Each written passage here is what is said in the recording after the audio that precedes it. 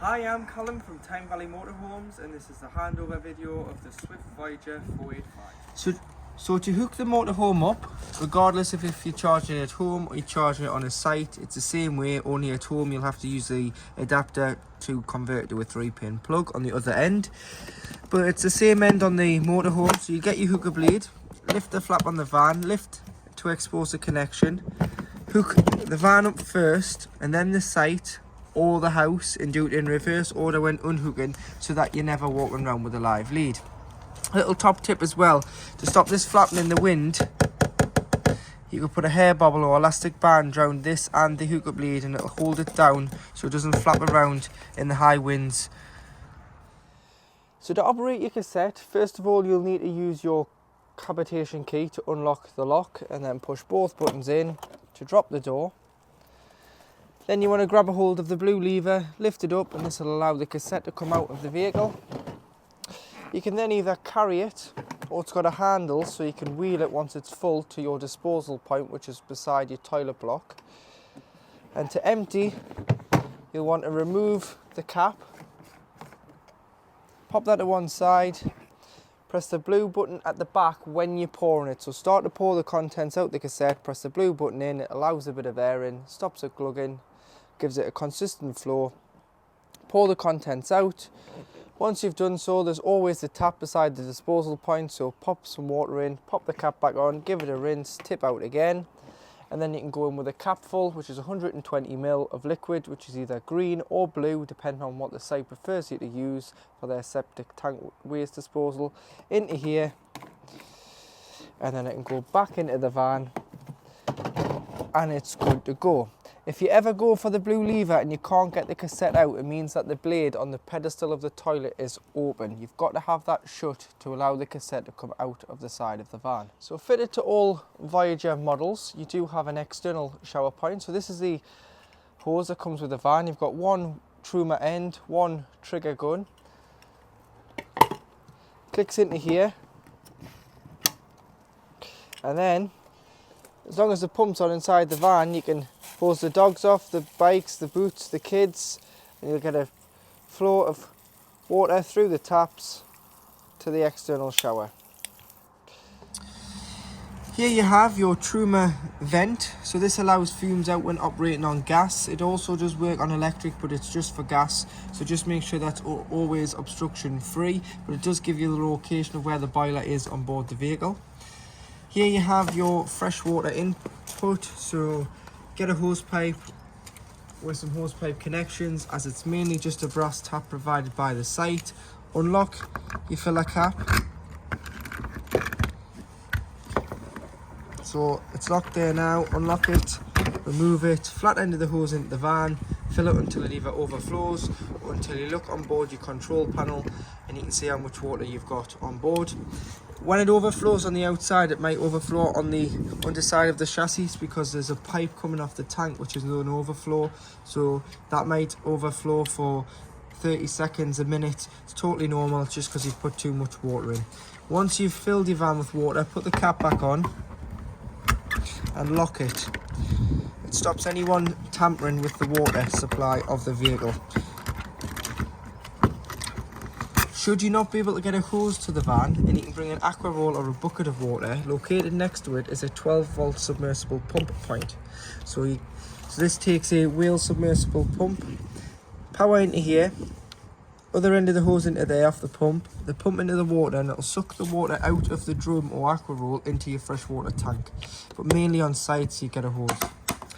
Now in the back garage, so you've got your carpets, your cushions, your hooker blade, your fridge vents, your external shower, your table there, and you've got D-rings in the floor so you can tie your loads down so you can stop anything moving when travelling.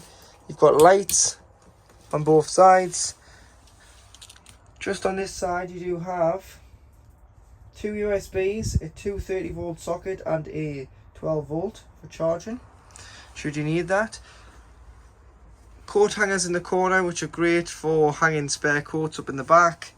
But as you can see, you get a large amount of storage on this model in the garage.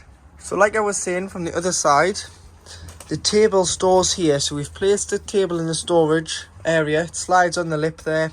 Little turnbuckle on the top to keep it secure.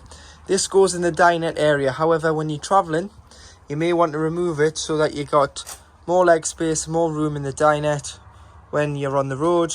Or some people like to put it on and just clip onto the rail with the fold down leg here. That slides up, but we'll show you how that goes on. To drain off your fresh water, whether you've taken on a source of contaminated water, you're not using the van for a while, or you're draining it down for the winter season, remove the cap, drive over the designated point on your site if you're doing it on the site. If you're not, it doesn't matter, it's clean water.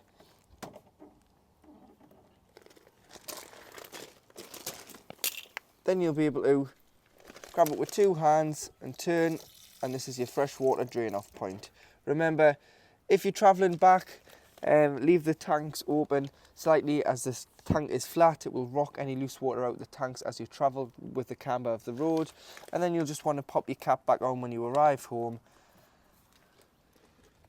Here we have your grey water drain off point. So this is any water that you've put down any plug hole. Goes into a separate holding tank. It will indicate when it's full. If you're on a super pitch, you can leave this open, connect some pipe to it and leave it open to drain off to the gully at the back of the pitch. However, if you're on a standard pitch, normally what you need to do is when you leave the site, you drive the motorhome over the motorhome service point and open the valve. So opening the valve will allow the water to drain off. You want to leave this open when you travel, just so it rocks any loose water out with the camber of the road. Make sure it's fully drained off in the winter to avoid this water from freezing. So this is one of the points, along with your fresh water, that you would need to drain to avoid frost damage. So this vehicle is fitted with an external gas barbecue point. So this means you can use your outside cooking for your barbecue, your kadak, and all. It comes with a little quick release connection, which is this here. So that connects into here, that way on. And then this end, you need some rubber orange gas hose onto here to your kadak, a Jubilee clip onto here, a Jubilee clip onto the other end, and you'll be able to just push it in. Once you've pushed it in, you'll be able to turn the gas supply on, which is here, making sure that you've turned your bottle on first, and always turn it off before pushing the collar back to release the quick release connection. To fill the Ford with fuel, located at the passenger door, you've got your quick and easy filling point. So there's no cap, you just push it in, it's an easy fill, it'll fill with fuel. And then underneath you've got your AdBlue, because it's a Euro 6 compliant engine, it takes AdBlue. It's 22 litres on a Ford, and it does tell you, it'll illuminate on the dash when you've got your last 1,000 mile, your light comes on, a fill up is required, or you can go into the settings and see how much AdBlue is in your tank at any one time. So located on the driver's step, if you pull this cover off in the cab, you've got the location of your tyre inflation kit. So if you get a flat tyre, this will blow your tyre up. You've also got the gel pack. The gel will fill a puncture. However, if you put the gel in and they can fix the tyre, once this gel is in, your tyre does need replacing. So it's best to always try and fill it with air first and limp it to the tyre repair centre without putting this in. Otherwise you will be replacing a tyre where you could get a puncture repair on a tyre cheaper. You've also got your lock and wheel nut and your key code in here, which sits in there. So you might want to pop that into your glove box. But that is where you would find your tyre inflation kit and your lock and wheel nut on a Ford Transit Swift. On the Ford Transit, once you've locked the van, as the habitation door is on central locking on the Voyager models, when you unlock it, it's always best practice to open the cab door first and then get into the habitation door, because if not, what happens is, if you just unlock the van and climb straight in here, these doors haven't been opened on the cab. As it was built as a chassis cab, it has an automatic locking system. So what happens is, if you don't open the doors within 3 or 4 minutes, it'll just think you've misopened the door and it'll relock itself. So to stop this from happening, just with the habitation door being on the passenger side of the van, passenger door open, brakes the sequence, will not lock itself, then you can get into the back. Otherwise it will lock, and it will also lock the hab door as it's linked in with the central locking system. So to stop that, door open, then in the back. To operate your Swift 12 volt control panel, to turn the vehicle on, you put your master switch here, which is your master power switch, which gives 12 volt if you are not hooked up, or if you are hooked up, you'll get the light from the post to the van, which will mean you are receiving mains to 30 volt, so all 3-pin plugs within the vehicle will work, and mains appliances. This one here is your interior lights, and they all are individually switched around the van. Press here, you can view your levels of your vehicle battery, your leisure battery, your fresh water and your wastewater capacity. Making sure that you unhook the vehicle first to get a true reflection of your batteries, and always make sure that the leisure battery is selected, which is the battery you want to use when you are using the motorhome. However, if you wanted to charge your vehicle battery over the winter, all you need to do is turn it to the vehicle and it will charge the engine battery. But when using it, it's very important that it's on the leisure battery, as this is the auxiliary battery designed to power the motorhome. Turn your pump on here, so make sure you've got enough water on board. Turn your pump on, and then as soon as you open the taps, you'll get a pressurized flow of water. And you do have your tank heaters, so if you're away in the winter and it is going to freeze, pop these on overnight and it'll stop the water from freezing in the tanks below the vehicle. To operate your Truma digital control panel, this here is your on-off button, which you would do a long press on and it'll turn itself completely off, and then press and it'll turn itself on. To enter the menu, as this is on, but you want to get into the menu, you need to press enter. And here you do have a motorhome with a thermometer flashing. This is your interior temperature of the vehicle. So click on here. Off if you are away in the summer and you didn't want any heating, or you can turn it all the way up to 30 degrees, which sets the thermostat. To save the temperature set, press enter and then move along. And this is your water setting. So if you've got water in the boiler, water in the freshwater tanks, you can put your hot water system on. So you've got Eco, which is 40 degrees of heating the 10 litres of water. Hot, which is 60 degrees of heating the 10 litres of water. Or Boost, which is a half-an-hour setting, which turns off the heating and prioritises the water. So for this, we'll just say hot, as you want the heating and hot water to run together, whereas on Boost, it turns the heating off and prioritises the water. Next, you've got your energy source. So you'd use gas if you were wild camping and didn't have any electric on board the vehicle. Mixture 1, which is 750 watts of electric and gas. Mixture 2, which is 1850 watts of electric and gas. You'd use that if you're in the winter, and this will boost the temperature of the vehicle quicker than using just electric for the first 20 minutes or so. AL1, which is 750 watts of electric, and AL2, which is 1850 watts of electric. Use AL2 on most sites throughout the UK. On smaller CL sites and airs, you may have to turn it down to AL1. And then at the end, you've got your fan, so you can have that on Eco or High, and that is just a 12 volt fan setting. Eco uses a lot less of the leisure battery. High uses the full fan speed, so you can hear it a little bit more, so you might want to turn it down to Eco when sleeping. Time here, you can so you can put a timer on for the heating to come on and off. Time on the main display panel, and then in the settings, if you scroll all the way down to reset, if you ever get a warn triangle that won't disappear, press reset. It'll say preset, press enter again, and then it'll completely turn the panel off, and you'll have to go in and set the temperature, the water, the energy source and the fan speed again. Anything above the line, so you've got your hot water, your heating on there with a gas flame, hot water's on, you're on 2 kilowatts of electric as you've got 2 electric symbols lit up, and your fan is on eco. So it tells you without even going in that your heating system is on. So this is your Dometic fridge, which can be controlled through the control panel, which I've already shown you, or you can control it here. So you've got your on off, your mode and your temperature all on here, which is a flush panel. The only time you may want to turn it from auto is when it's gone from travelling on 12 volt with the engine running to gas.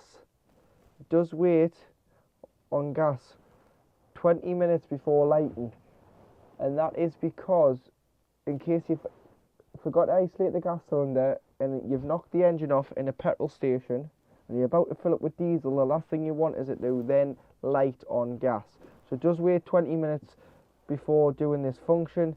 To change it, you just press mode and you can override it by manually selecting gas and taking it off automatic.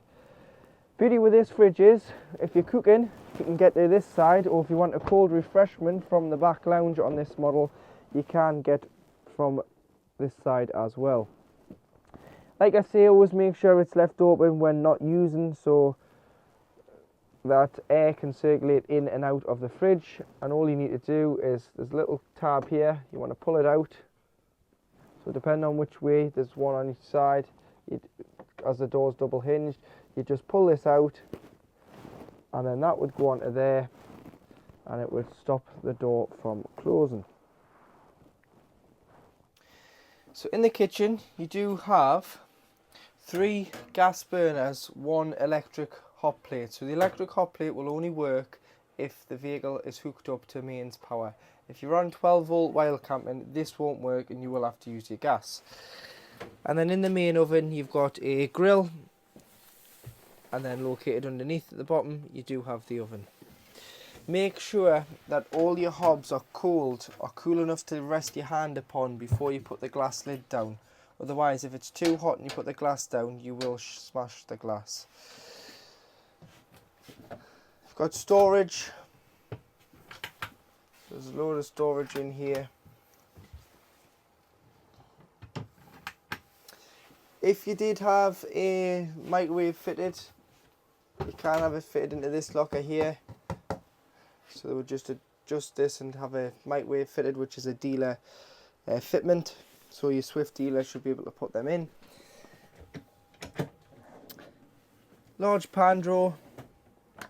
Making sure that you push the catch in before travelling so that it's safe and secure and it's not going to open. Cutlery tray.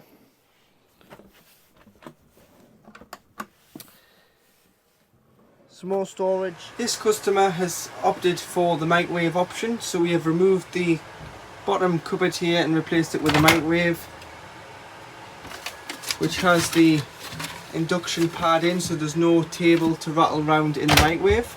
And in this cupboard here you do have your mains socket which controls the microwave. So should you want that done, you can get that done from any Swift main franchise dealer. Underneath your rear dinette seat you do have the location where your leisure battery is. So this is your leisure battery, and this big fuse here is your 40 amp main battery fuse, and then this is your Sargent electrical consumer unit. So on the top of here you've got a black button. This is your system shutdown button. So if you are storing the vehicle for any length of time, you can turn this off and this will stop any power drains happening from your 12 volt leisure battery. However, it does knock off the X-end head unit in the cab and reversing camera. So if you get in the van to drive it and think, why is my reversing camera not coming on, it's because you've got the system shutdown button and it's wired through the Sargent electrical unit. All your 12 volt fuses, which you can find the list of fuses just on the top here, so you can find your 12 volt fuse list and your mains protection circuit breakers there. So I would carry some spare fuses with you just in case a fuse does blow. You can replenish the fuse and it should light up red when the fuse is blown. You can get a pack of standard blade fuses off likes of Amazon or eBay between £5 and £10, and it's well worth carrying. Here you do have your main trip tester, so if you think you're not receiving power, the best way to check is by tripping the van. If the van trips, you've got power. If it doesn't trip, unfortunately you're not receiving power and you've got your MCBs. And then you do have two lights here, so you've got your charger. So your charger, when hooked up to mains, your charger will charge the batteries that you've selected on your control panel. So whether that's the vehicle or whether that's the leisure. When using it should always be set to the leisure. When you're storing it over the winter on the driveway, you might want to swap it from time to time between the two batteries, so both batteries take a charge, but that needs to be on for that to happen. And then you do have your 230 volt side of your heating and hot water, so just make sure this light is on. If you get any problems with it coming on your Truma control panel about mains connection error, just check that this is turned on. But what you would do is you would just leave them as they are. You can press them in and pull them out, and it takes the light off them, and that's basically like a fuse spur, but you want to push it in and leave it as it is. So in the kitchen you do have 3 gas burners, 1 electric hot plate. So the electric hot plate will only work if the vehicle is hooked up to mains power. If you're on 12 volt while camping, this won't work and you will have to use your gas. And then in the main oven you've got a grill, and then located underneath at the bottom you do have the oven. Make sure that all your hobs are cool enough to rest your hand upon before you put the glass lid down. Otherwise, if it's too hot and you put the glass down, you will smash the glass. You've got storage. There's a load of storage in here. If you did have a microwave fitted, you can have it fitted into this locker here. So they would just adjust this and have a microwave fitted, which is a dealer fitment. So your Swift dealer should be able to put them in. Large pan drawer. Making sure that you push the catch in before travelling so that it's safe and secure and it's not going to open. Cutlery tray.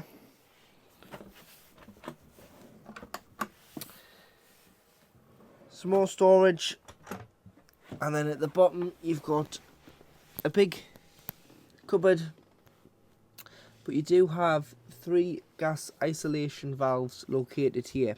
So any problems with gas, turn the bottle off to be safe, but each individual coloured tap there will turn off in one appliance.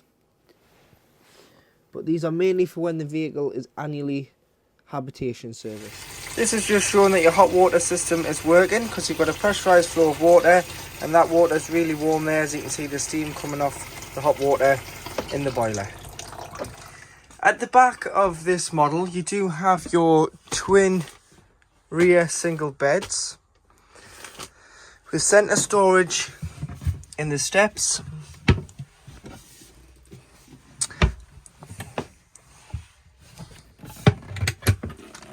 Make sure you push these catches in before travelling, and that'll mean that they'll not open. Large wardrobe, boiler at the bottom.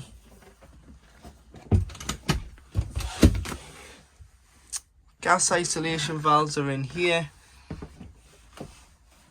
The wardrobe. So the gas isolation valves are mainly for when the vehicle is annually habitation serviced. Any problems with gas, we recommend that you turn your bottle off to be safe. But if you have any problems with getting any gas lit, just make sure you haven't turned them off. They're on at the moment. And it tells you there about the gas taps. In the centre of the middle part of the bed, you do have your dimmer lights, so you can put them on or you can dim them down by just pressing and holding, and they'll start to dim. 2 USBs, 1 230 volt socket, individual reading lights with switches above your heads when you're lying in bed. Skylight, tips back and slides open for a bit of ventilation, but make sure these are shut before you do drive off. Fly screen for when it's open to keep the unwanted guests out, and blackout blind for an evening to darken the van down. with the same on the windows, blackout blind and fly screen. Pull the clip in the middle to depart the two. These are just decorative curtains, so they're not actual curtains, they're just decorative. The net obviously goes across the window. So in the washroom, to operate the toilet, you've got a blue button on the back wall there.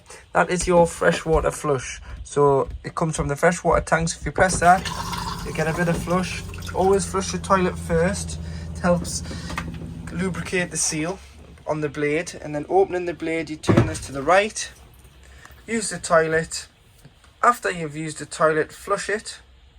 Close the blade. However, if you want to use pink liquid, you still can, but this doesn't have a separate header tank, this motorhome. So if you get an empty spray bottle, put so much pink, dilute it with water, spray the bowl, flush, and then close the blade after use. You can still use it. All that does is cleans the bowl and is a neutralising spray as well. Once the cassette indicates that it's full, if you look this corner of the toilet, you've got a green little dial there. And that will slowly start to go red until it goes to a solid red, which means the cassette's full. It needs to be taken out the outside of the motorhome and emptied. If this was left open, the cassette won't come out the side of the van. But if you get into a routine of opening it when you're using it and flushing and closing after use, you should never have to jump back into the van for this being open. Toilet light is under here. Toiletry cabinet. Fold down sink. So do just be careful with how, if you've had this full of water, make sure it's drained before you fold it up, otherwise you are going to flood the van and the shower tray. Because if you look behind here, there's a channel and there's another plug in there, so that drops into there and also drains underneath here. So you don't want too much water because you'll get a bit of spillage. Dometic waterproof toilet roll holder. It's heated, so you've got a little vent here so you can vent the heat, but you've also got a hanging rail which is quite handy. So if you've been caught walking the dog or out in the rain with your coats or wet towels, hang them up in here, close the door, put the heating on. This is the smallest place in the van. It'll get really warm really quick and it'll dry whatever's hanging on here quite quickly. Shower head. Make sure when you winterize the van you remove the shower head from the hose, because if you look, any water could sit in here and potentially freeze. So drain it down, drain the systems down, leave the tap open, remove the shower head, remove the hose from the hanger here, lie that in the tray and any water will drain away. Make sure that you don't clean any of your plastic. This is all plastic in here. No bleach, no harsh chemicals. Soapy water, microfiber cloth is enough to wash your toilet, your shower tray, your sink and your surround out with. One last reminder, make sure this is tied back before you travel so that it doesn't cause any damage when you're driving down the road and any noise. And you do also have a skylight which you can open for ventilation in the washroom. So to convert the double dinette into a bed, you need to use the table which rests upon this bar. So if you put your table on the both of the ledges, so you'll have to lift the base cushions up, slide that in, put the base cushions down. These are your backrests from behind the seat belts, but you've got two V-shaped infill cushions like this. They need to go in there before turning it over because it gives it a solid surface.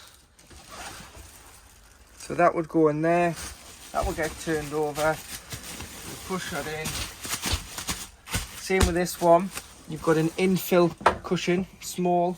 You think you don't need it, but you might do.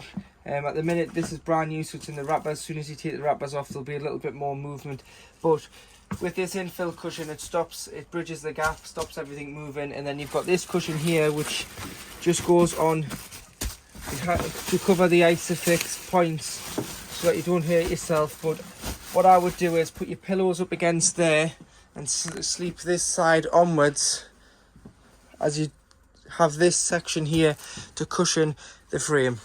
But that's how the double dinette makes up on the Swift Voyager models. This model is fitted with the Overcab, so the ladder clips on here with the two lugs on the front. So this is on gas strut, so it can be pushed up when not in use, so that you are able to get in and out of the cab without banging your head. But when using it, you've got a large double bed up here with a reading light, a window that opens with a blackout blind and fly screen on for an evening, a safety rail if you're putting children up there, which clips on here and here, so there's a brushed bracket on either side to accommodate the child guard. But if you want to store things up here, you can, but make sure the light items such as extra clothing, bedding, towels, things that aren't heavy, and if they are going to fall, they're not going to cause any damage. So all you would need to do is unclip the ladder and push this bed up, and you can store the ladder up there as well, but it just means that when you get in and out of the cab, it's a lot easier, so you have a lot more headroom. So this customer has asked for an Avtex TV, which is a smart television and incorporates the DVD in this side of the telly too. So this is a 12 volt TV which is connected to your 12 volt point, and we fitted a status TV aerial, so you get an aerial, because the Voyagers do not come with TV aerials. That's something that your dealer would fit for you at additional cost. But every time you move locations with your TV, you will have to retune the telly, and to do that you need to press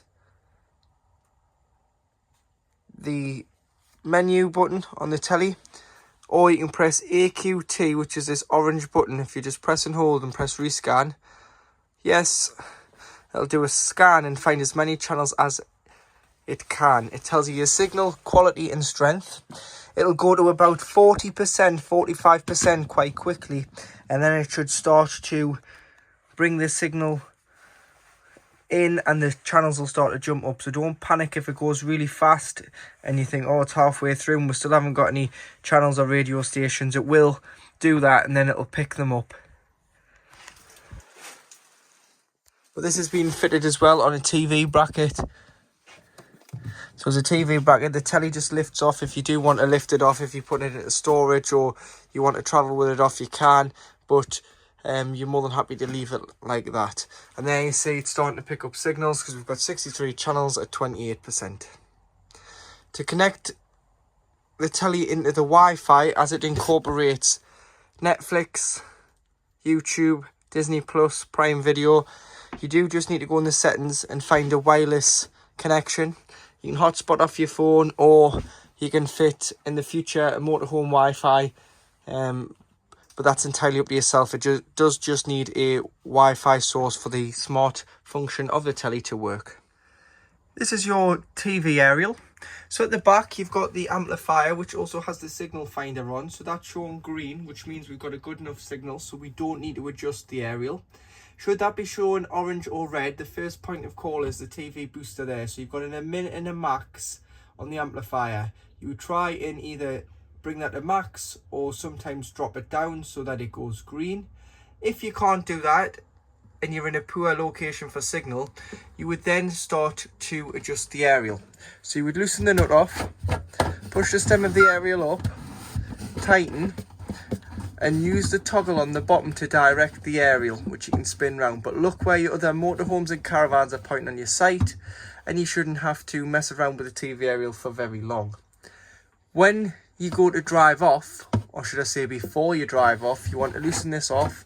You want to pull the stem of the aerial back into the van and tighten the nut, as you don't want the wind when travelling to damage your TV aerial.